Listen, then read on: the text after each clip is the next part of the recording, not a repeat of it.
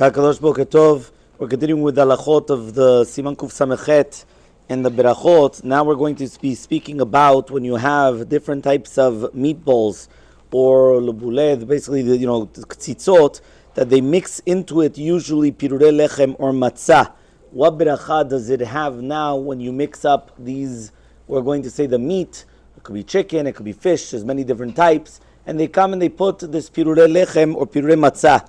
So he comes over here, the Lachabra, and he says as follows: Imirev betzim o maimon ben perot bepirurei lechem or bekemach matzah v'asa mehem tzitzot. You made whether it's going to be knedlach or other things. So you come and you mix it up, and then afterwards you come and you're going to cook it or you're going to fry it. Even if every single one of them has a shiur kazait, right? You're going to still make mezonot and ala michyah, and even if you're going to be kovea seudah on these meatballs or whatever you're having, also you're still going to make mezonot and ala michyah.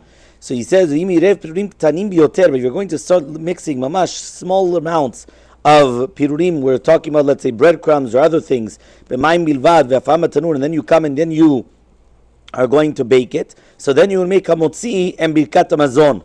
So basically what's happening is that many times we know that when you're going to come and you're going to use these breadcrumbs for whether you're making meatballs or other things like that, it's not usually to give taste, it's actually to hold it together. And therefore anything which is coming to hold together does not have the status quo of the mizonot that we spoke about, that if it's giving taste, it would be a mizonot. And therefore, even if you're going to come and you're going to have a whole bunch of meatballs, and within the meatballs you did put in, whether it's going to be breadcrumbs or other things, in order to come, you mixed it together with the eggs, and then you came and you took all this meat and you made the meatballs and you put them, and now it does have some volume, but at the end of the day, if it was only put to stick together, you will not make the bracha of mizonot whatsoever, right? And you would actually come and you would only make a shehakol. Now he comes and he says, right, if it's going to be that you came and you fried or you cooked, where you did put a significant amount, and you made, for example, knedlach, which is made mainly out of mizonot, right? So in such a case, or for example, matzah balls when they're coming, so therefore in those cases where they're made out of the mizonot for sure, so therefore in such case, but since you're cooking it or you're frying it, as we already learned, you're not going to make motzi,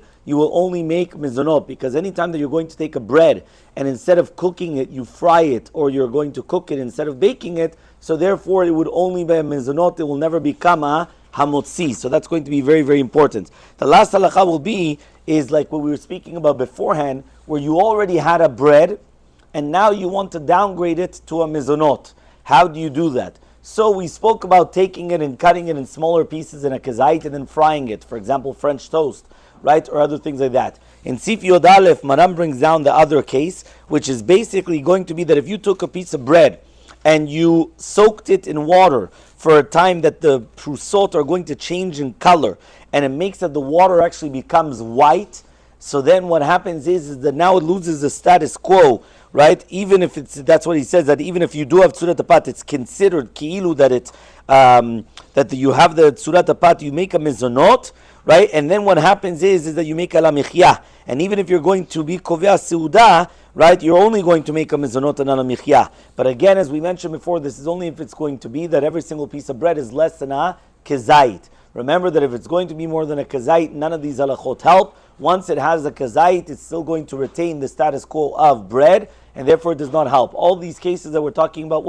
is that it's less than a kazait. So as long as it's going to be less than a kazait, and you came and you soaked it, some people they soak it in soup, and then they're going to have, they have like an onion soup or all the types of soups, and they put bread inside of it. But remember, if it already had the status quo of bread, and now you want to make it not hamotzi, you would have to make sure that it's less than a kazait, and then it's going to be soaking in there in order to become cooked inside of it. Remember, this has to be a kli rishon, right? Whether it's going to be on the fire or even if you took it off the fire. But if it's going to be in a kli sheni, it will still retain the status quo of the bread, and therefore you will still make hamotzi on this bread.